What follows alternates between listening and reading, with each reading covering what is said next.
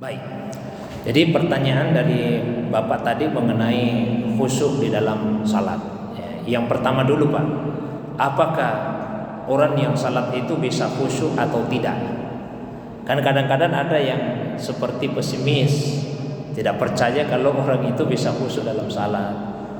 Ada yang mengatakan tidak mungkin orang itu khusyuk di dalam salatnya. Nah, kita lihat Pak ayat Al-Qur'an. Misalnya di surah Al-Mu'minun, Allah Subhanahu wa taala berfirman, Bismillahirrahmanirrahim, qad aflahal mu'minun alladzina hum fi salatihim khashi'un. Sungguh berbahagialah al-mu'minun, orang-orang yang kokoh imannya, alladzina hum fi salatihim khashi'un, yaitu mereka yang di dalam salatnya khusyuk.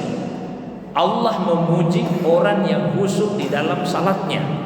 Pertanyaannya sekarang, kira-kira apakah Allah akan memuji kelompok manusia yang tidak ada wujudnya? Kan tidak mungkin Pak ya. Kalau Allah memuji orang yang salat dengan khusyuk, itu artinya ada yang khusyuk di dalam salatnya.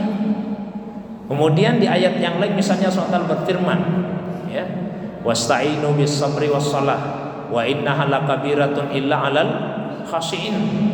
Sesungguhnya itu berat kecuali bagi orang-orang yang khusyuk. Ya, artinya apa? Khusyuk itu adalah sesuatu yang berada dalam kemampuan manusia untuk mewujudkannya. Kita bisa khusyuk di dalam salat. Mengapa kemudian ada yang pesimis? Karena memaknai khusyuk itu seperti orang yang hilang ingatan. Ada yang pernah mengatakan, Ustaz, saya tidak bisa khusyuk dalam salat. Loh, kenapa Pak? Selalu ada yang saya ingat. Jadi maunya bagaimana? Saya maunya itu tidak ada yang saya ingat. Wah, bahaya Pak kalau begitu. Nanti kita malah hilang ingatan. Jadi orang yang khusyuk itu bukan orang yang hilang ingatannya, tapi orang yang khusyuk itu malah orang yang ingat sepenuhnya. Dia ingat sepenuhnya bahwa dia sedang menghadap Allah Subhanahu wa taala. Jadi ketika orang yang salat itu sepenuhnya yakin bahwa dia sedang menghadap Allah, itu artinya dia sudah khusyuk. Jadi kekhusyukan dimulai dari keyakinan hati bahwa saya sedang menghadap Allah. Keyakinan hati itu kemudian akan nampak buahnya pada anggota tubuh yang berupa ketundukan kepada Allah Subhanahu wa taala. Hanya saja memang khusyuk ini tidak satu level, tidak satu tingkat. Itulah sebabnya pahala yang didapatkan oleh orang yang salat beda-beda Pak. Nabi menjelaskan di dalam hadis, innal abda la yansarifu min salatihi wa la yuktabu lahu minha illa nisfuha. Ada seorang hamba setelah dia selesai salat tidak dicatat pahala apa-apa baginya dari salatnya itu kecuali hanya setengah saja dari yang semestinya. Nabi lanjut, ada yang cuma sulusuha sepertiga, ada yang cuma rubuha seperempat, ada yang cuma humusuha seperlima, ada yang cuma sulusuha seperenam, seterusnya, ada yang hanya sepersembilan saja. Beda-beda Pak. Karena apa? Perbedaan tingkat kekhusyukan kita di dalam salat. Nah, pertanyaan yang lebih penting lagi, kira-kira apa kiatnya supaya kita bisa khusyuk? Nah, di antaranya ulama kita memberikan beberapa kiat. Satu, kita mesti menjaga beberapa hal pada diri kita. Apa saja itu? Satu, menjaga hati dan akal pikiran. Jaga hati dan akal pikiran. Di dalam Al-Quran misalnya Allah SWT berfirman, ya ayyuhalladzina amanu la taqrabus salata wa antum sukara hatta ta'lamu ma taqulun. Wahai orang-orang yang beriman, janganlah kalian mendekati salat apabila kalian dalam keadaan mabuk, sampai kalian berada dalam keadaan yang membuat kalian tahu apa yang kalian ucapkan. Meskipun ayat ini ada sabab nuzulnya, latar belakang turunnya, waktu itu Pak, khamar belum diharamkan, minuman keras belum diharamkan. Jadi sahabat-sahabat kumpul-kumpul ini terus minum-minum sampai mereka mabuk. Begitu masuk waktu salat, pergi salat. Salah seorang di antara mereka, saya tidak sebut namanya, kemudian jadi imam. Ketika imam yang dia baca setelah surah Al-Fatihah, surah Al-Kafirun. Ini kan surah Al-Kafirun ayatnya mirip-mirip. Orang tidak mabuk saja biasa tidak sampai di ujungnya. Apalagi kalau mabuk. Karena mabuk salah baca. Yang mestinya dia ucapkan, wahai orang-orang kafir, saya tidak akan menyembah apa yang kalian sembah. Tapi karena mabuk yang dia ucapkan apa? Wahai orang-orang kafir, saya juga akan menyembah apa yang kalian sembah. Turunlah ayat tadi, Pak.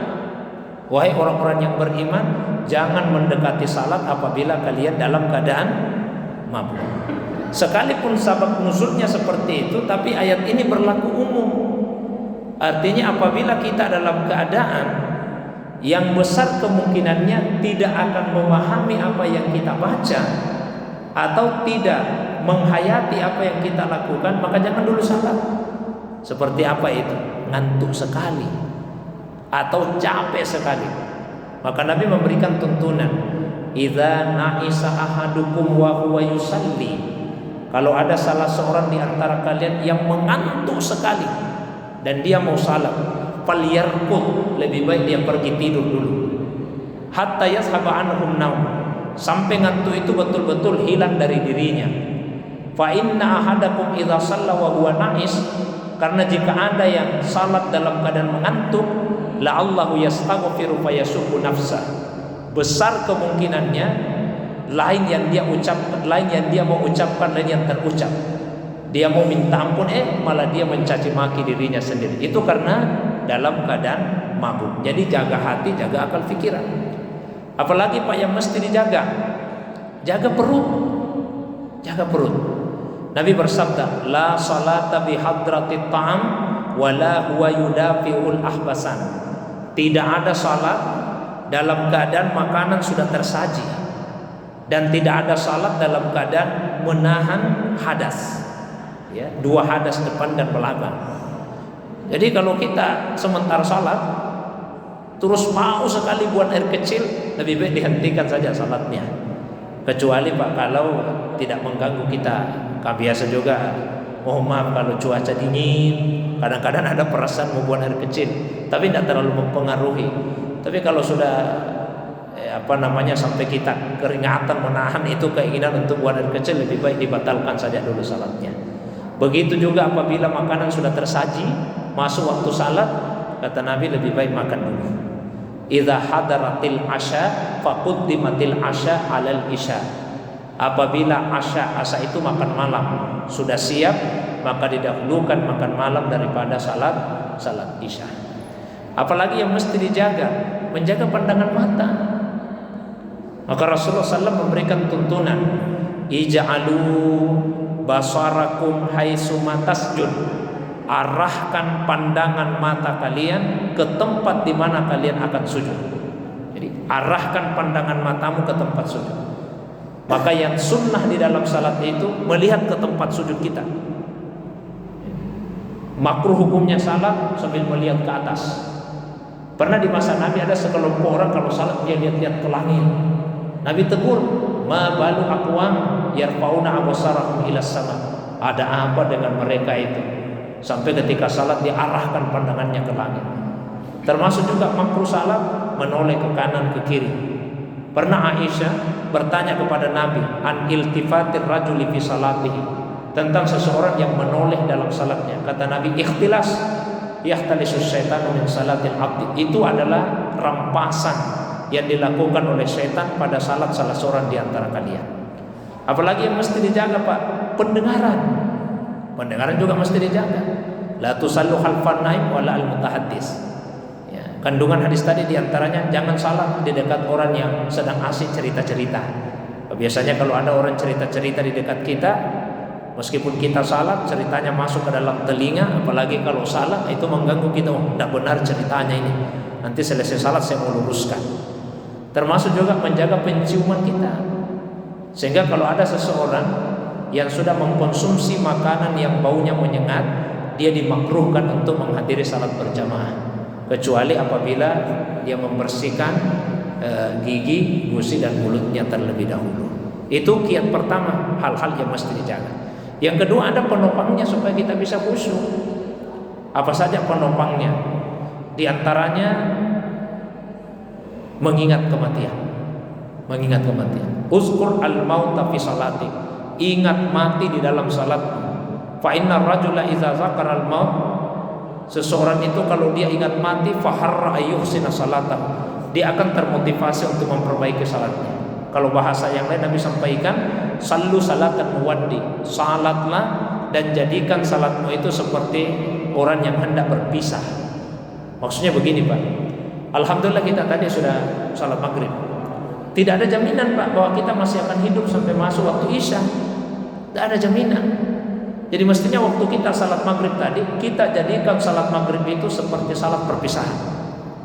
Kalaupun Allah panjangkan umur kita, kita hidup sampai masuk waktu Isya, jadikan salat Isya kita seperti salat terakhir. Tidak ada jaminan kita masih akan hidup sampai masuk waktu subuh, begitu seterusnya. Mohon maaf Bapak Ibu sekalian, seandainya Allah menyingkap hal yang gaib kepada kita, kita diberitahu bahwa umur kita hanya sampai jam 8 malam ini. Kita diberitahu oleh Allah, umur kita hanya sampai jam 8 malam. Berarti kesempatan kita untuk salat wajib tinggal satu kali, salat Isya. Tidak bisa dibayangkan Pak bagaimana khusyuknya salat Isya kita itu. Ya, karena setelah salat kita akan langsung menghadap kepada Allah SWT. Jadi selalu hadirkan di hati setiap kita mau salat, boleh jadi inilah salat saya yang terakhir. Nah, apalagi penumpangnya. Mari kita mempelajari bagaimana kisah Nabi, kisah-kisah para sahabat yang begitu khusyuk di dalam salatnya, sehingga kita juga termotivasi untuk itu. Lalu yang ketiga, jangan lupa berdoa kepada Allah. Salah satunya dengan banyak membaca Allahumma inni a'udzubika min qalbin la yakhsha, wa min ilmin la yanfa, wa min nafsin la tasbah, atau wa min batanin la tasbah, wa min du'ain la yusma, atau wa min du'ain la yustajab lahu. Ya Allah, saya berlindung kepadamu dari hati yang tidak bisa khusyuk, dari ilmu yang tidak manfaat, dari diri atau dari perut yang tidak pernah merasa kenyang, dan dari doa yang tidak didengar atau yang tidak diijabah oleh Allah SWT. Nah, kemudian yang ketiga kiatnya Pak, yaitu merenungkan bacaan dan gerakan kita dalam salat, mulai dari awal takbiratul ihram sampai salat, bahkan sebelum masuk ke dalam salat. Tentu ini agak panjang. Saya ambil satu contoh saja Pak ya. Ketika kita baca surah Al-Fatihah, ada dialog antara kita dengan Allah Subhanahu wa taala. Ketika seorang hamba yang salat, dia membaca Bismillahirrahmanirrahim, Alhamdulillahirabbil alamin, segala puji bagi Allah, Tuhan pencipta penguasa alam semesta. Allah langsung menjawab, Hamidani abdi, hambaku telah memuji saya.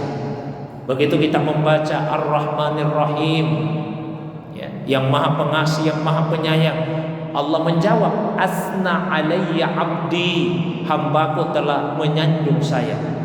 Begitu kita membaca Maliki Yaumiddin atau Maliki Yaumiddin, Tuhan yang memiliki, yang menguasai hari pembalasan, Allah jawab.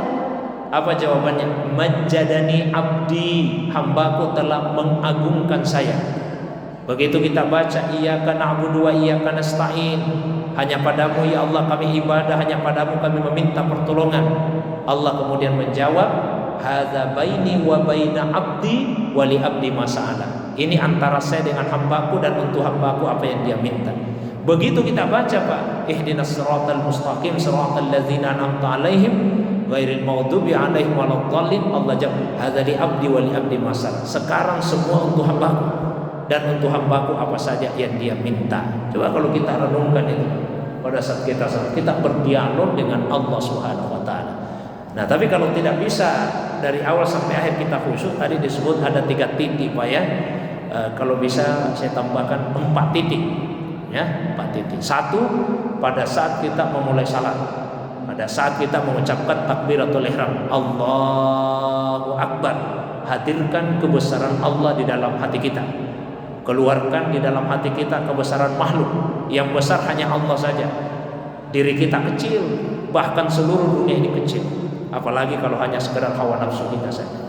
Yang kedua, pada saat kita membaca Iyyaka na'budu wa iyyaka nasta'in, hanya padamu ya Allah kami ibadah, dan hanya padamu ya Allah kami meminta pertolongan.